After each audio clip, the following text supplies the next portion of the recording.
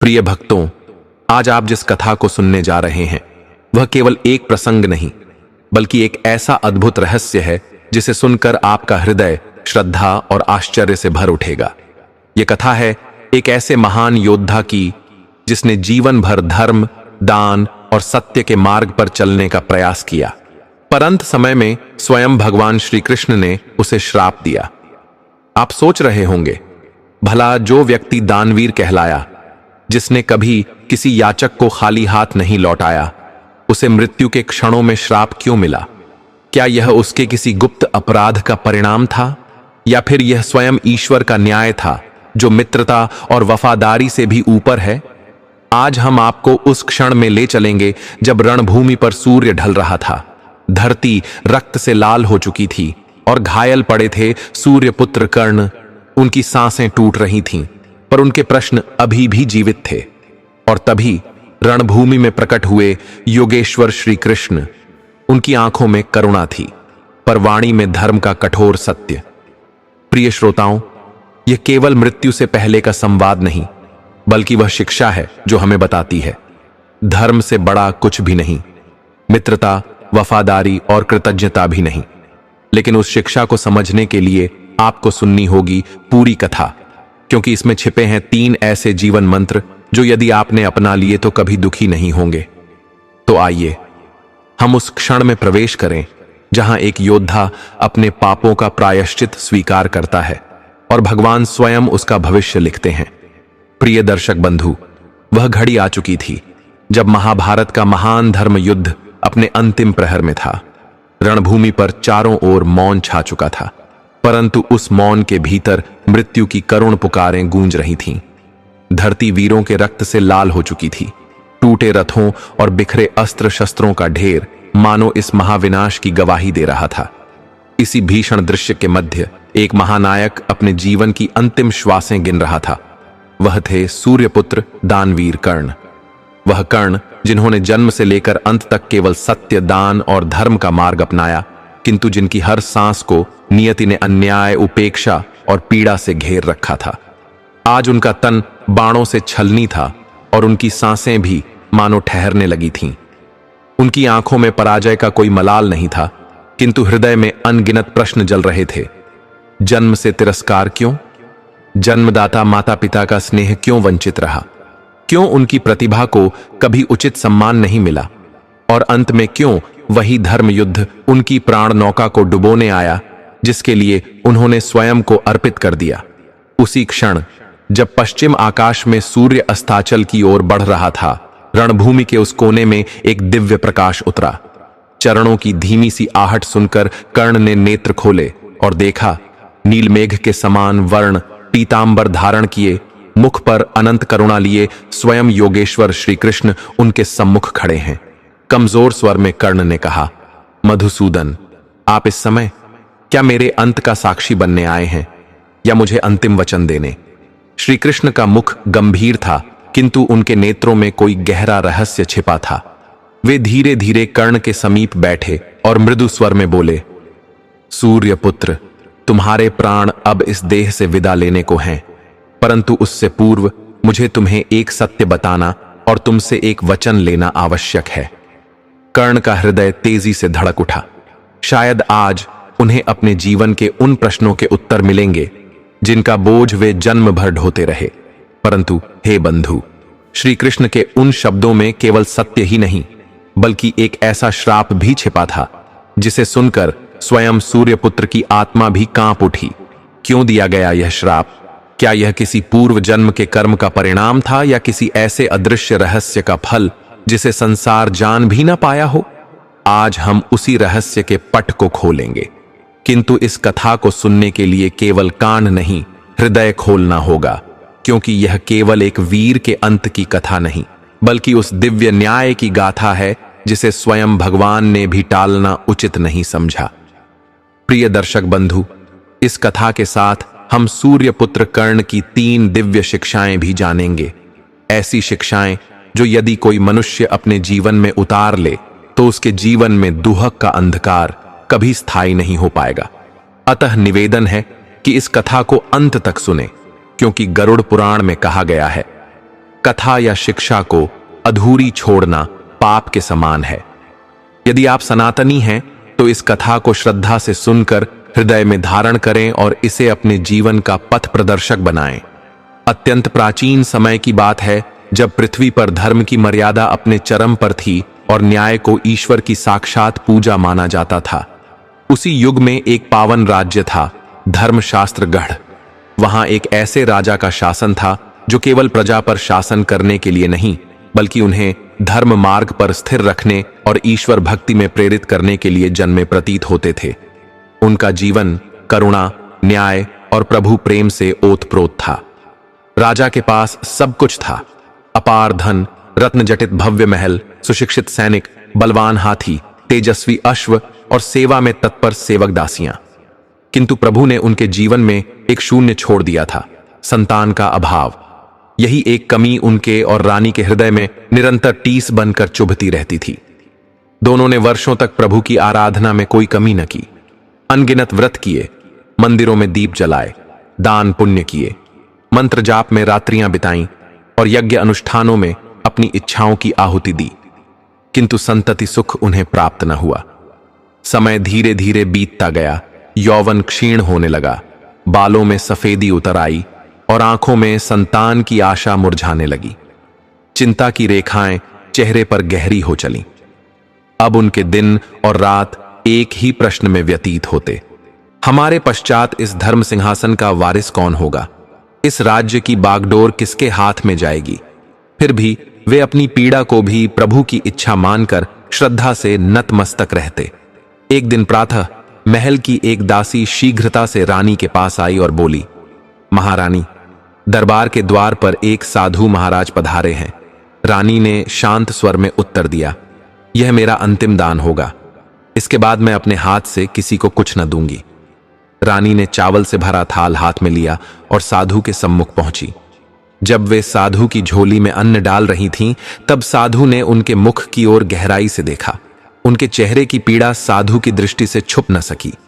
साधु ने कोमल स्वर में पूछा, माता, आपके हृदय में इतनी वेदना क्यों है? इतना सुनते ही रानी की आंखों से आंसुओं की धारा बह चली। उन्होंने अपनी संतानहीनता का दुख साधु को सुना दिया। उनके प्रत्येक शब्द में एक मां के अधूरे सपनों की पीड़ा थी। साधु कुछ समय तक मौन रहे, फिर ध्यान मग्न होकर बोले, माता, दुख मत कीजिए। आपके भाग्य में पुत्र योग है। आपकी गोद भरेगी, एक तेजस्वी बालक आपके घर जन्म लेगा, किंतु वह केवल 14 वर्षों तक ही इस धरती पर रहेगा। उसके पश्चात वह प्रभु के धाम लौट जाएगा। रानी के हृदय में आशा का दीप पुनः प्रज्वलित हो उठा।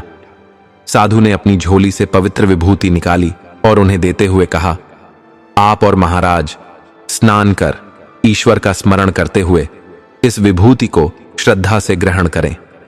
प्रभु की कृपा से आपको संतान अवश्य प्राप्त होगी। यह कहकर साधु वहां से चले गए। रानी ने मन ही मन सोचा, यदि प्रभु ने केवल 14 वर्षों का ही सुख दिया है तो भी यह मेरे लिए अमूल्य होगा। मैं अपने पुत्र को संपूर्ण स्नेह और प्रेम दूंगी। रात्रि में जब राजा लौटे तो रानी ने उन्हें साधु की वाणी सुनाई और विभूति दिखाते हुए कहा, स्वामी, यह साधु महाराज का आशीर्वाद है, हमें इसे बांटकर ग्रहण करना है। राजा ने संदेह से कहा, हमने इतने वर्षों तक साधना की पर कुछ नहीं हुआ, अब इस एक मुट्ठी विभूति से क्या होगा? रानी ने प्रेम पूर्वक कहा, स्वामी, यह भी प्रभु की प्रेरणा है, इसे अंतिम विश्वास मानकर स्वीकार कर लीजिए। राजा मौन हो गए और रानी की भावना को समझकर मान गए। दोनों ने स्नान कर इष्ट देव और पूर्वजों का स्मरण किया और श्रद्धा भक्ति से विभूति ग्रहण की। कुछ ही समय में चमत्कार घटा, रानी गर्भवती हो गई। राजा और रानी का हृदय कृतज्ञता से भर गया। राजा ने कहा, रानी, यह साधु महाराज की कृपा और प्रभु का आशीर्वाद है जिसने हमारी प्रार्थना सुन ली। समय आया और रानी ने एक अद्वितीय, तेजस्वी और रूपवान पुत्र को जन्म दिया। राज्य में हर्ष की लहर दौड़ गई। 8 दिनों तक भजन कीर्तन और आनंदोत्सव हुआ। भव्य नामकरण संस्कार संपन्न हुआ। इसके पश्चात राजा ने बालक की जन्म कुंडली देखने के लिए राज्य के श्रेष्ठतम पंडित को आमंत्रित किया। जब पंडित ने राजकुमार की जन्म कुंडली देखी तो उनके मुखमंडल पर गंभीर चिंता की रेखाएं उभर आईं। उन्होंने शांत स्वर में राजा से कहा, महाराज, यह राजपुत्र केवल 14 वर्षों तक ही आपके साथ रहेगा। यह वचन सुनकर राजा के हृदय में वे शब्द गूंज उठे जो उन्हें पहले ही एक महान संत ने कहे थे। रानी को भी वे वचन स्मरण हो आए। दोनों ने प्रभु की इच्छा को हृदय से स्वीकार करते हुए मौन साध लिया। राजा और रानी ने अपने पुत्र का पालन पोषण अत्यंत प्रेम और स्नेह से आरंभ किया। जो भी वह चाहता उसे दिया जाता। वे सोचते, थोड़े ही समय के लिए सही, प्रभु ने हमारी गोद में संतान का सुख तो दिया। समय बीतता गया और राजपुत्र धीरे धीरे बढ़ने लगा। जब वह 7 वर्ष का हुआ तो राजा ने एक योग्य गुरु को उसका आचार्य नियुक्त किया। गुरु ने उसे शास्त्र विद्या, धनुर्विद्या, घुड़सवारी, नीति शास्त्र और सभी आवश्यक विद्याओं में पारंगत करना प्रारंभ किया। वह अत्यंत बुद्धिमान और गुणवान बनता गया। जब वह 12 वर्ष का हुआ तो राजा और रानी ने उसके लिए एक सुंदर, गुणी एवं सद्गुण संपन्न कन्या का वरण कर उसका विवाह संपन्न कराया। विवाह के बाद राजमहल में पुनः उल्लास का वातावरण छा गया। 2 और वर्ष बीत गए और राजपुत्र के जीवन का 14वां वर्ष प्रारंभ हो गया। एक दिन राजपुत्र ने अपने पिता से कहा, पिताश्री, मैं अपने पूरे राज्य को देखना चाहता हूं। अब तक मैंने केवल महल और आसपास का ही हिस्सा देखा है। मैं जानना चाहता हूं कि मेरा राज्य कैसा है। यह सुनकर राजा का हृदय थोड़ी देर के लिए विचलित हो उठा। उन्हें संत के वचन स्मरण हो आए। यह वर्ष साधारण नहीं था, कुछ अनिष्ट समीप था, परंतु मुख पर मुस्कान लाते हुए उन्होंने कहा, हां बेटा, अवश्य जाओ। यह राज्य एक दिन तुम्हारा ही होगा। तुम्हें इसका ज्ञान होना चाहिए। बस एक बात ध्यान रखना, जहां भी जाओ, जो भी करो, इसकी बात अपनी पत्नी से मत कहना। राजपुत्र ने पिताजी के वचन स्वीकार किए और दिन भर अपनी पत्नी के साथ प्रेम पूर्ण समय बिताने लगा। किंतु हर रात्रि ठीक 12 बजे वह बिस्तर से उठकर महल से बाहर चला जाता और भोर से पहले पुनः लौट आता। यह क्रम कई रातों तक चलता रहा। 14वां वर्ष समाप्त होने में कुछ ही दिन शेष थे कि एक रात्रि छोटी रानी की आंख अचानक खुली। उसने देखा कि उसका पति बिस्तर पर नहीं है। वह घबराकर पूरे महल में खोजती रही, पर वह कहीं न मिला। उसके मन में चिंता और संशय की लहरें उठने लगीं, किंतु वह मौन रही। भोर में उसने देखा कि उसका पति यथावत बिस्तर पर है, मानो कुछ हुआ ही न हो। वह कुछ न पूछ सकी। यह क्रम दूसरी, तीसरी, चौथी, 5वीं रात तक चलता रहा। अब रानी के हृदय में अनेक प्रश्न उमड़ने लगे। वे रात को कहां जाते हैं, किससे मिलने जाते हैं, क्या करते हैं? किंतु वह भय और संकोच से मौन रही। कुल की मर्यादा उसके कदम रोक देती। चिंता और पीड़ा से उसका तन मन क्षीण होने लगा। उसी राज्य में एक वृद्धा मालिन रहती थी, जो प्रतिदिन फूल लेकर छोटी रानी के पास आती थी। एक दिन उसने रानी का मुरझाया चेहरा देखा और पूछा, बिटिया, क्या बात है? तू इतनी कुम्हलाई हुई क्यों है? रानी की आंखें भर आईं। उसने धीमे स्वर में कहा, अम्मा, मेरा स्वामी हर रात कहीं चला जाता है और भोर में लौट आता है। मुझे नहीं पता वह कहां जाते हैं, किससे मिलते हैं। इसी चिंता में न मैं खा पाती हूं न सो पाती हूं। वृद्धा कुछ देर मौन रही, फिर बोली, आज रात सोना मत। जैसे ही वह जाए उसके पीछे पीछे जाना, देखना वह कहां जाता है। रानी ने पूछा, अगर नींद आ गई तो? वृद्धा मुस्कुराकर बोली, अपने बाएं हाथ की एक उंगली में छोटा सा घाव कर लेना और उस पर मिर्च छिड़क देना, जलन से नींद नहीं आएगी। रानी ने वैसा ही किया। घाव और मिर्च की जलन से वह जागती रही, किंतु कुछ देर बाद नींद ने उसे घेर लिया। सुबह वृद्धा ने पूछा, देख पाई कहां जाते हैं? रानी ने उदास होकर कहा, नहीं अम्मा, मैं सो गई। वृद्धा ने कहा, आज घाव थोड़ा बड़ा करना और मिर्च ज्यादा लगाना। दूसरी रात भी वह बस इतना ही देख पाई कि पति बिस्तर से उठकर बाहर जा रहे हैं, किंतु उसके पीछे नहीं जा सकी। तीसरे दिन भी वह असफल रही और रो पड़ी। वृद्धा ने उसका सिर सहलाते हुए कहा, अब की बार साहस करना और जब वह जाए तो रास्ता रोककर पूछना। रात को रानी ने वही किया। ठीक 12 बजे जब राजपुत्र महल से बाहर जाने लगे, रानी उनके सामने आ खड़ी हुई। हाथ जोड़कर बोली, स्वामी, आप कहां जा रहे हैं? कृपा करके मुझे बताइए। राजपुत्र ने गंभीर स्वर में कहा, प्रिय, यदि मैंने बता दिया तो मैं फिर कभी तुम्हारे पास नहीं लौट पाऊंगा। रानी ने आंसू भरी आंखों से कहा, यदि आप मुझे फिर ना मिले तो भी चलेगा, पर कृपया यह तो बताइए कि आप हर रात कहां जाते हैं। पत्नी के दृढ़ प्रेम और विश्वास के आगे राजपुत्र मौन हो गए। उसी क्षण उनका 14वां वर्ष पूर्ण हो रहा था। उन्होंने मन ही मन कहा, अब जो होगा वह होने दो। उन्होंने कुछ चावल लिए, मंत्रों से सिद्ध किए और पत्नी को देते हुए कहा, इन चावलों को दोनों हाथों की मुट्ठियों में बांध लो। पहले दाएं हाथ के चावल मुझ पर फेंकना, तब जान पाओगी कि मैं कौन हूं।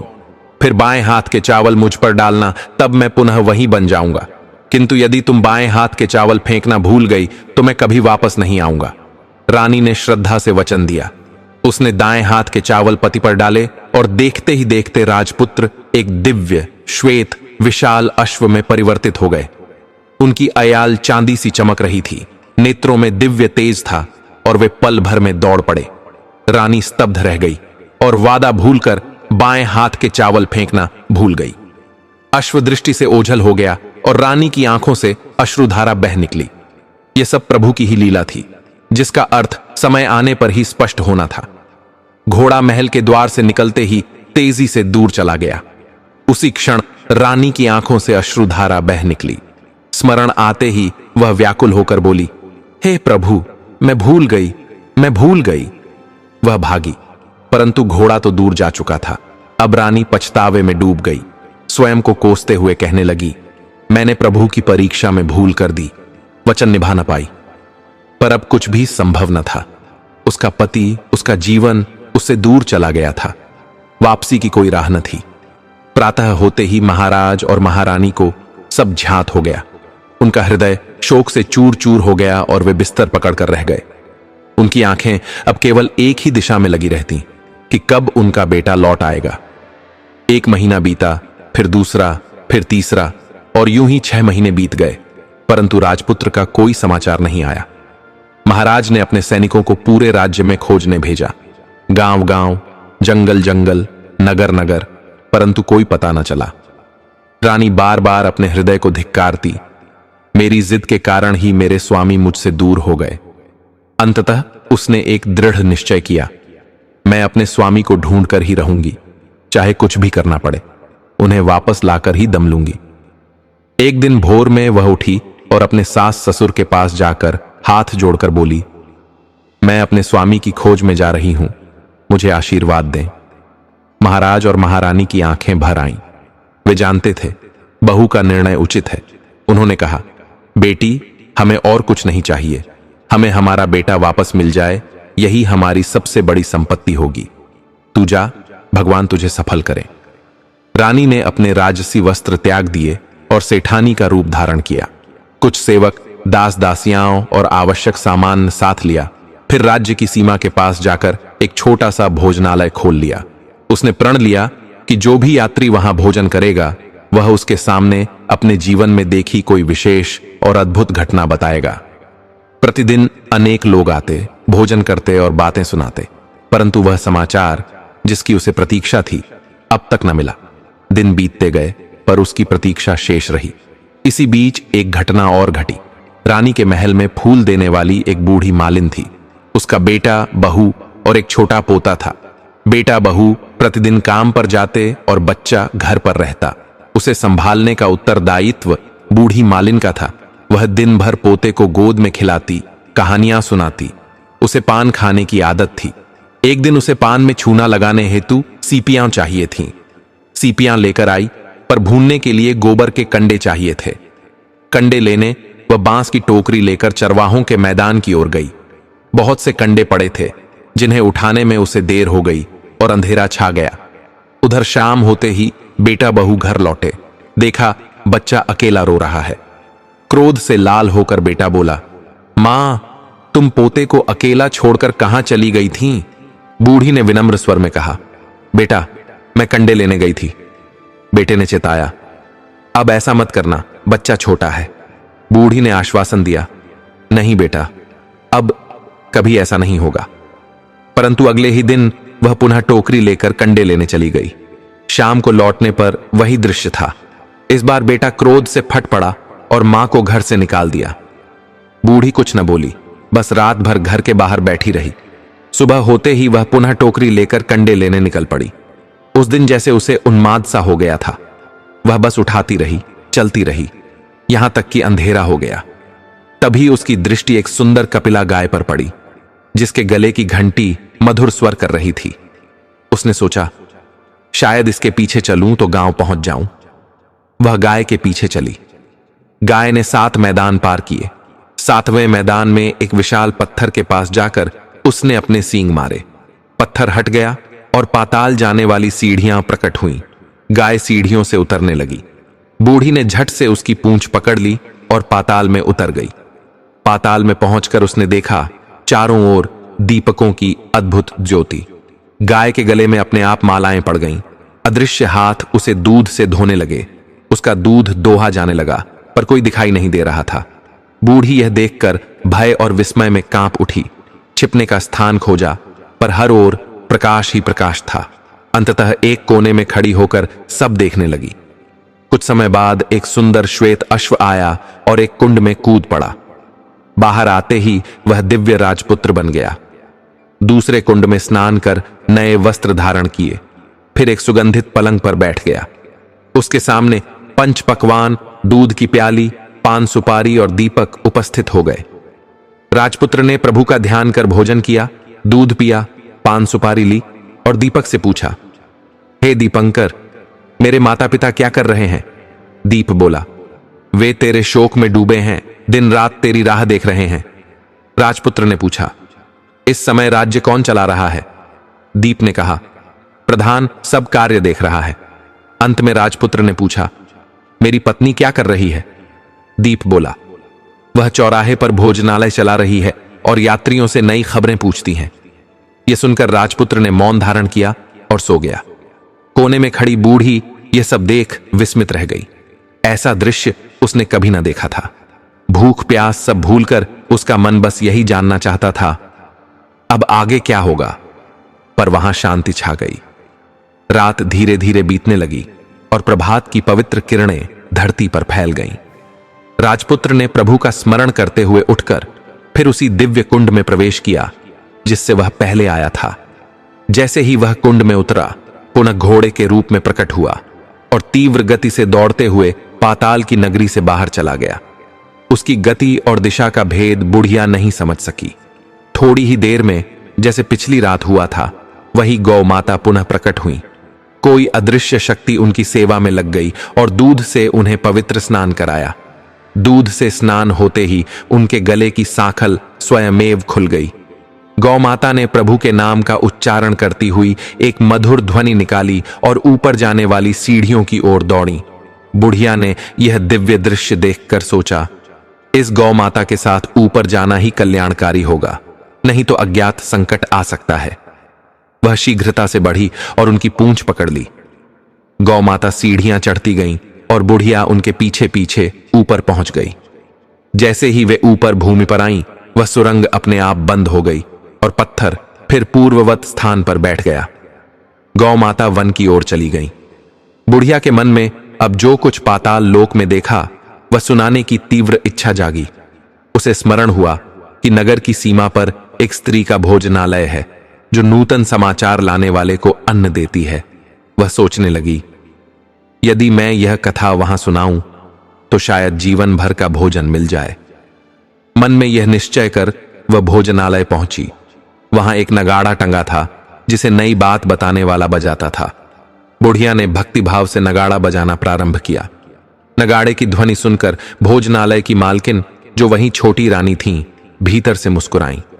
उन्होंने सोचा, निश्चय ही कोई महत्वपूर्ण समाचार है। रानी ने सिपाहियों को आदेश दिया, जाओ आदर पूर्वक लाओ। सिपाही पहुंचे और देखा कि एक वृद्धा नगाड़ा बजा रही है। उन्होंने पूछा, अम्मा क्यों बजा रही हो? वृद्धा बोली, भोजन चाहिए। उन्होंने कहा, भोजन मिलेगा, पर नई बात सुनानी होगी।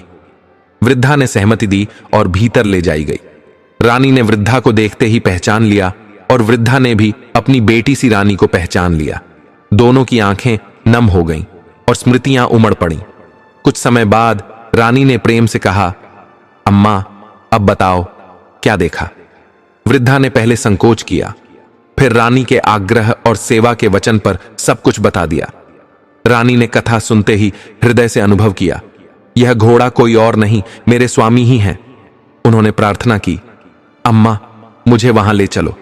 वृद्धा ने समझाया, वह पाताल लोक है, खतरनाक है। पर रानी अडिग रही।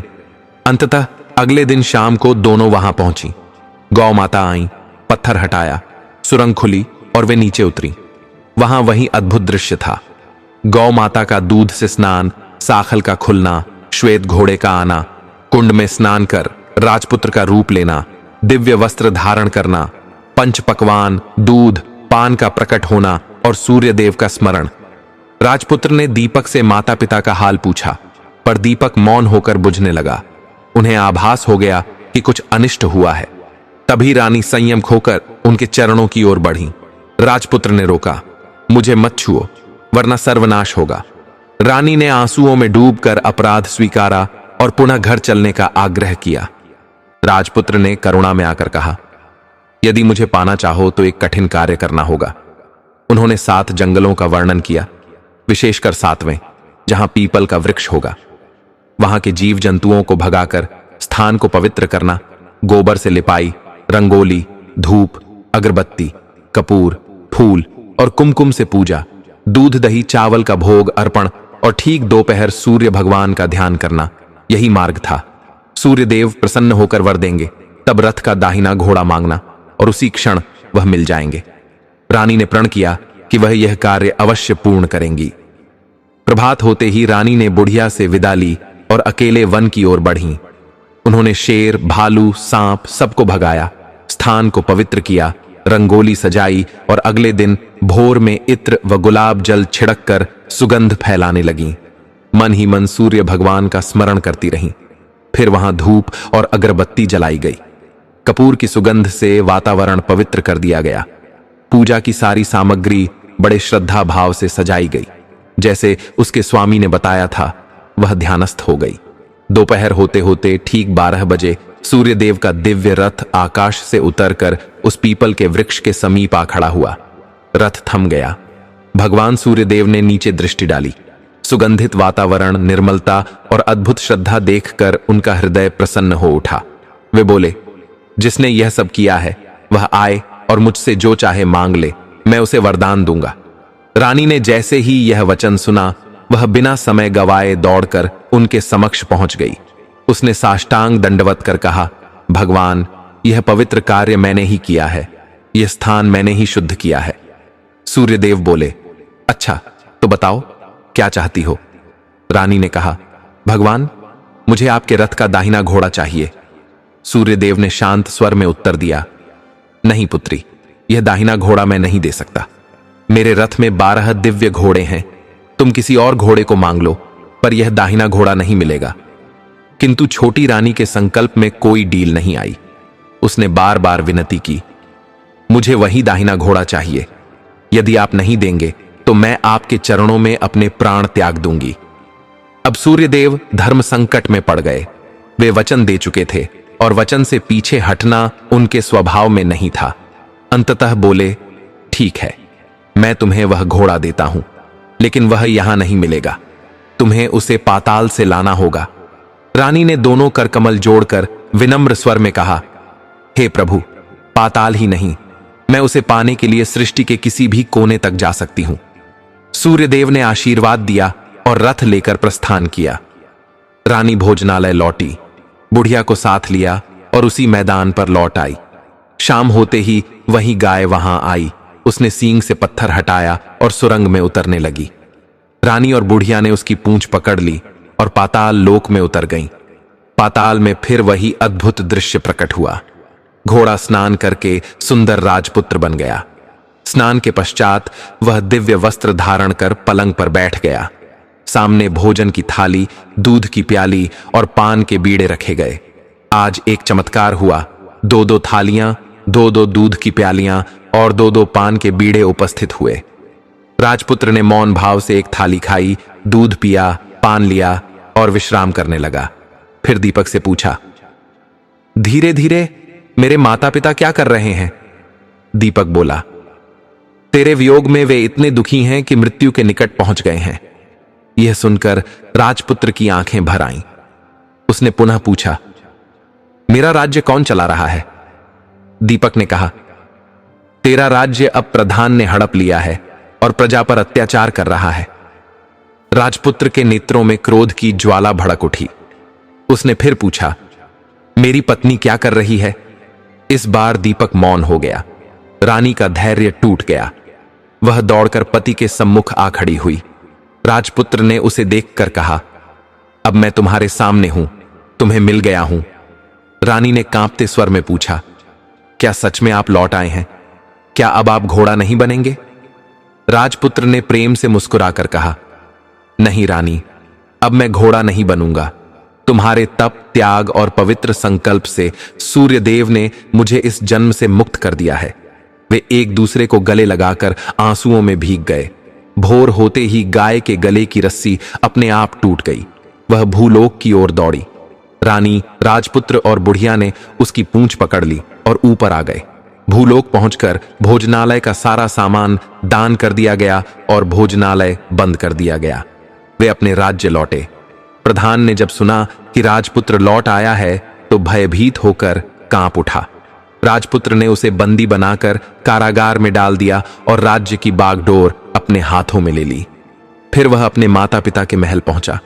उन्हें हड्डियों का ढांचा बन चुका देखकर उसके हृदय में वेदना उमड़ आई।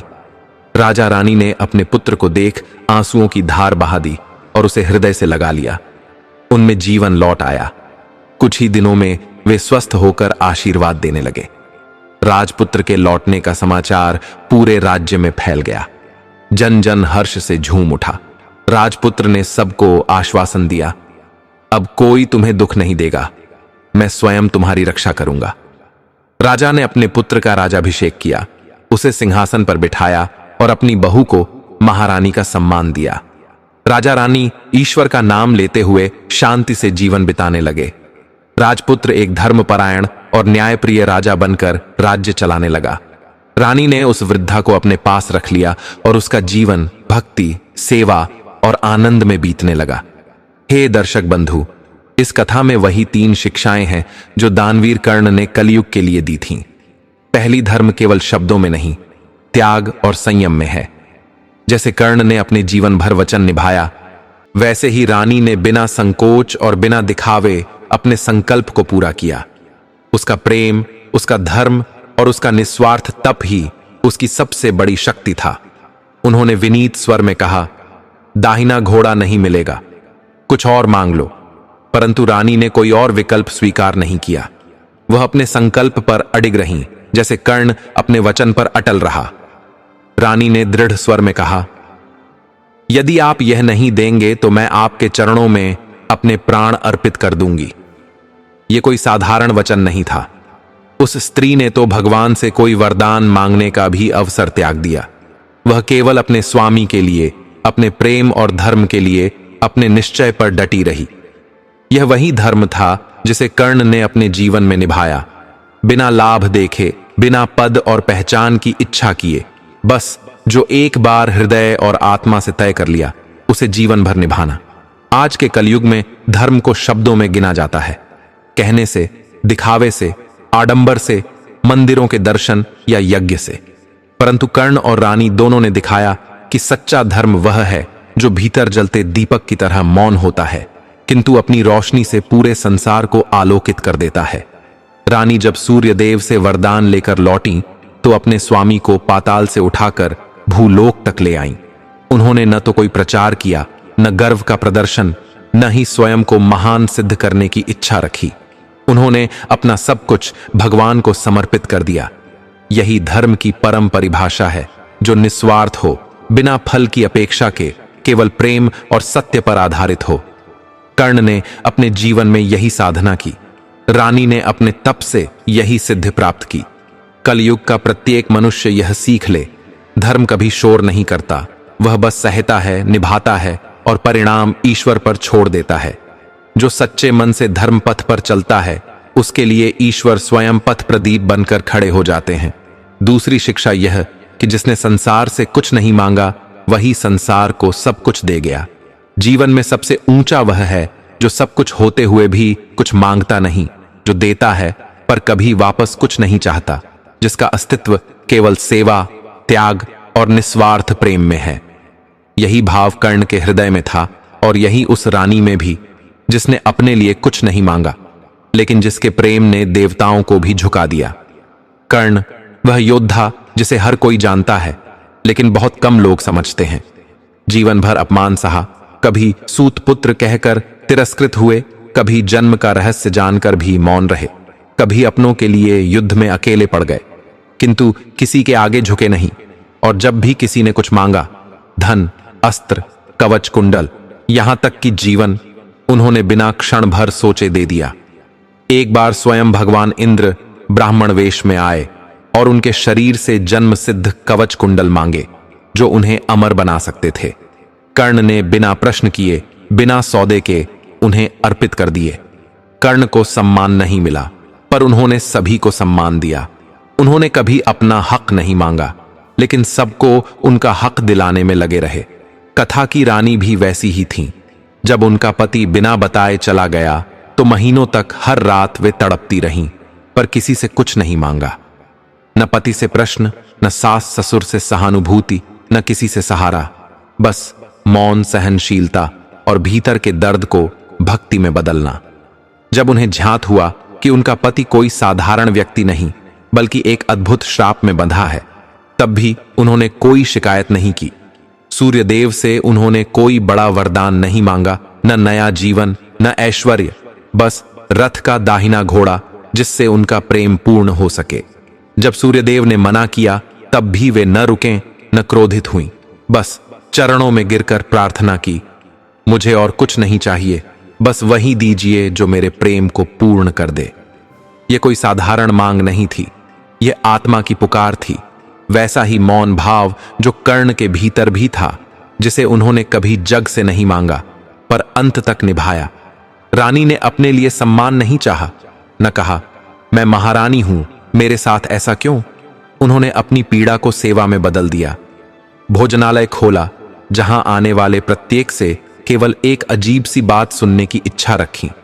जब किसी ने वह बात कह दी तो वे प्रसन्न हुई, बिना पुरस्कार, बिना दिखावे, केवल भगवान की भक्ति में और आगे बढ़ गईं। कर्ण की मृत्यु के समय मृत्युशैया पर जब भगवान श्री कृष्ण ने पूछा, क्या तुम्हें कोई दुख है, तो कर्ण ने उत्तर दिया, मुझे इस बात का दुख नहीं कि मैं मारा गया, मुझे तो यह संतोष है कि मैंने जीवन भर दिया और कभी कुछ लिया नहीं। रानी भी यही कर रही थी, प्रेम दे रही थी, भक्ति दे रही थी, विश्वास दे रही थी। कलयुग में यह सबसे दुर्लभ शिक्षा है। यह युग मांगने का है। मुझे क्या मिलेगा? ज़रेनिया, मेरे लिए क्या है? ज़रेनिया, मेरा सम्मान कहां है? परंतु कर्ण और रानी सिखाते हैं, जो झुकता है वही ऊंचा उठता है, जो देता है वही अमर होता है, जो मौन में सहता है वही भगवान का प्रिय बनता है। कर्ण ने जीवन भर कुछ नहीं मांगा और मृत्यु के बाद स्वयं श्री कृष्ण ने उनके अंतिम संस्कार किए। रानी ने प्रेम में कुछ नहीं मांगा और अंत में अपने स्वामी को पुनः प्राप्त कर लिया, अपने संकल्प, साधना और मौन प्रेम से।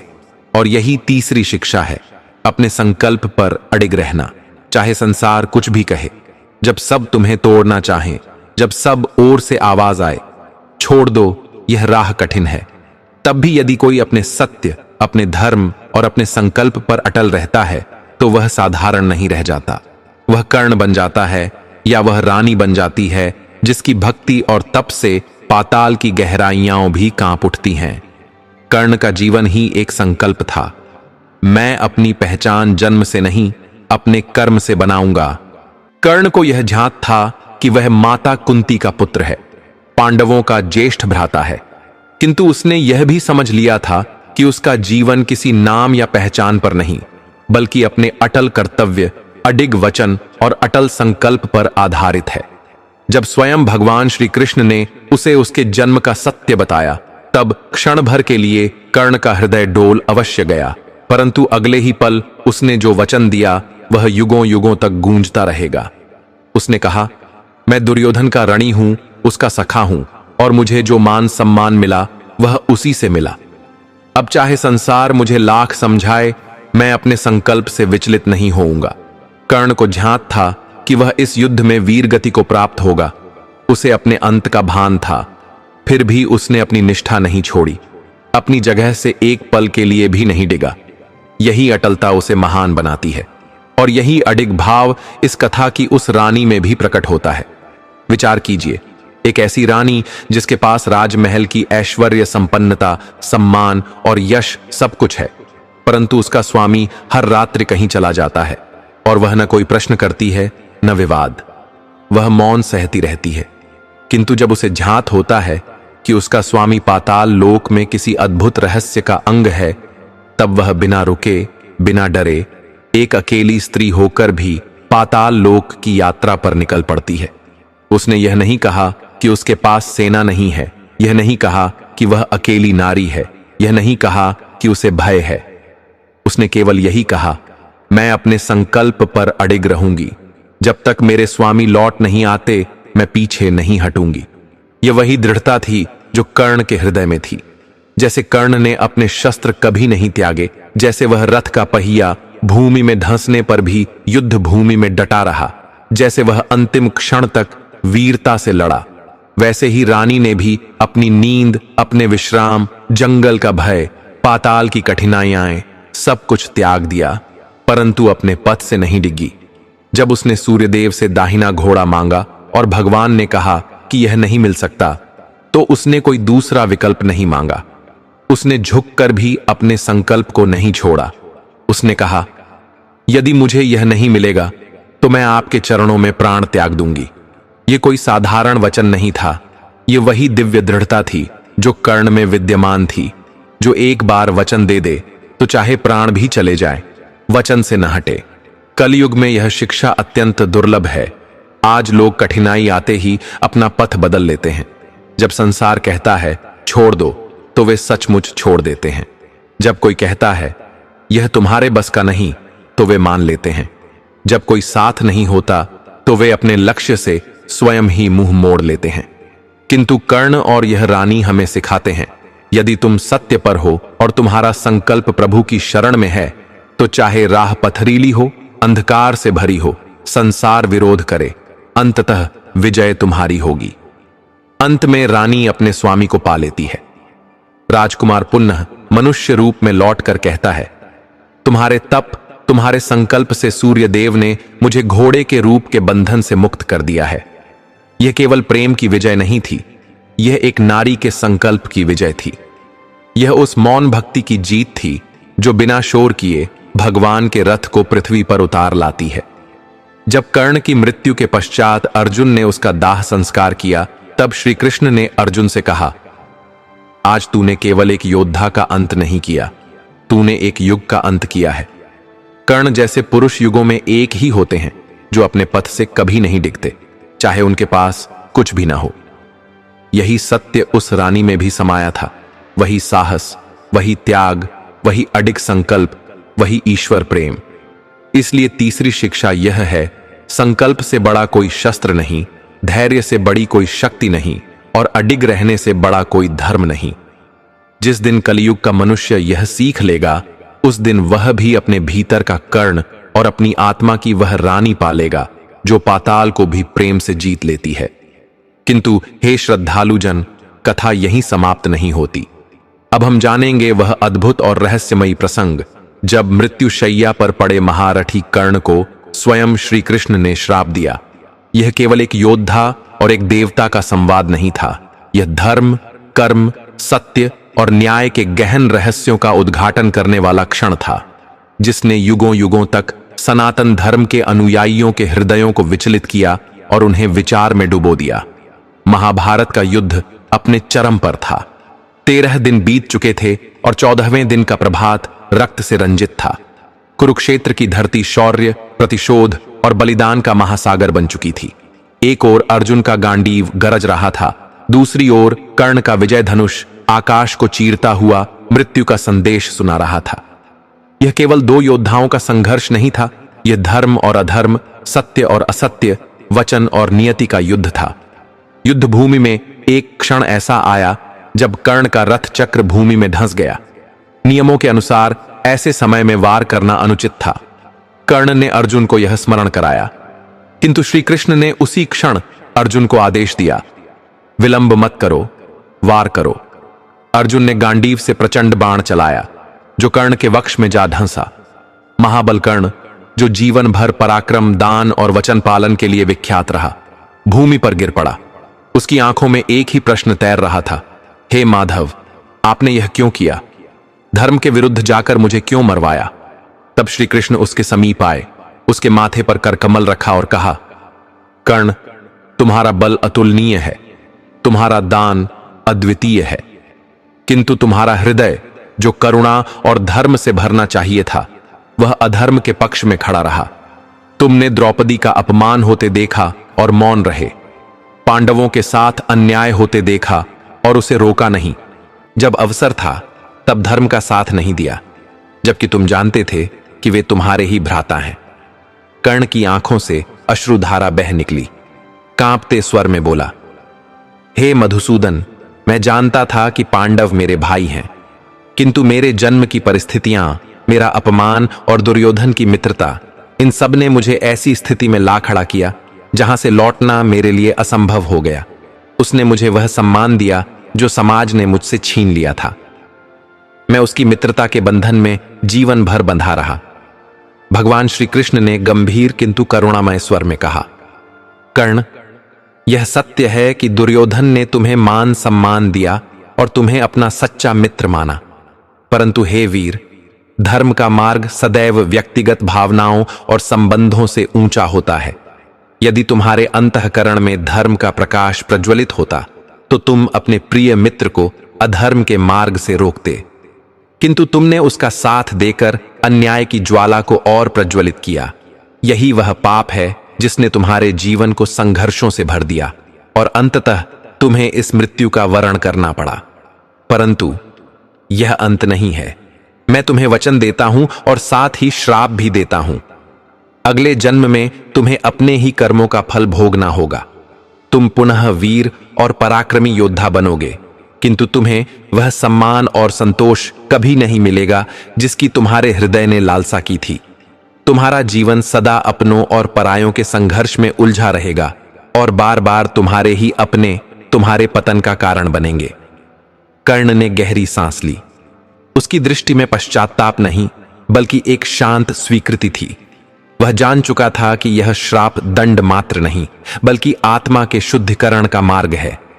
उसने दोनों हाथ जोड़कर विनम्र स्वर में कहा, हे मधुसूदन, मैं आपके इस वचन और श्राप को अपने हृदय से स्वीकार करता हूं। यदि यह मेरे पापों का प्रायश्चित है तो मैं इसे अपने भाग्य का पवित्र अंश मानकर धारण करूंगा। श्री कृष्ण ने स्नेहपूर्वक अपना करुणामय हाथ कर्ण के मस्तक पर रखा और कहा, कर्ण, तुम्हारी आत्मा पवित्र है। मार्ग भले ही तुमने भूल से चुना, किंतु तुम्हारा हृदय कभी मलिन नहीं हुआ।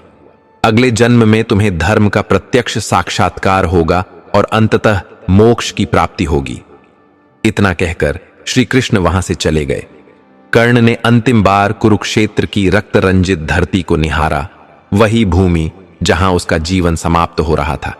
उसके होठों पर एक हल्की संतोष भरी मुस्कान थी, मानो वह समझ चुका हो कि अब वह उस बंधन से मुक्त हो रहा है जिसने उसे जन्म जन्मांतर तक बांध रखा था।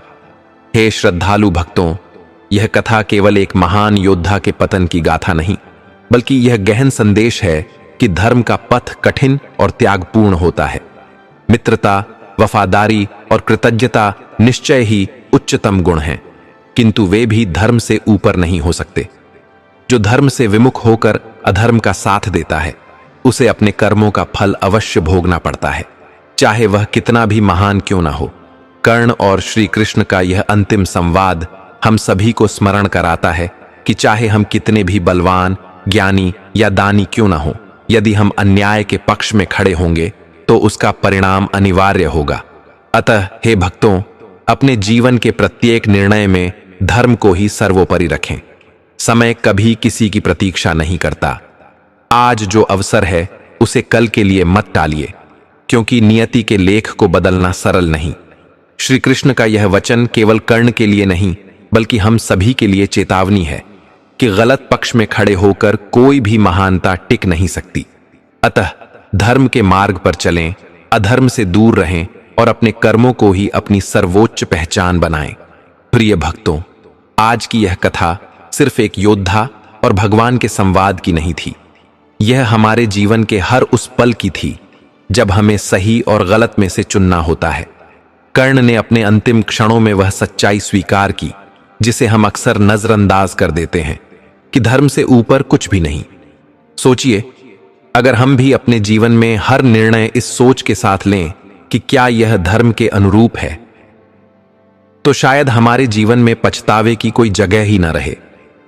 अगर इस कथा ने आपके हृदय को छू लिया हो, अगर इसने आपके अंदर एक नया विचार जगा दिया हो, तो इसे यहीं मत रोकिए।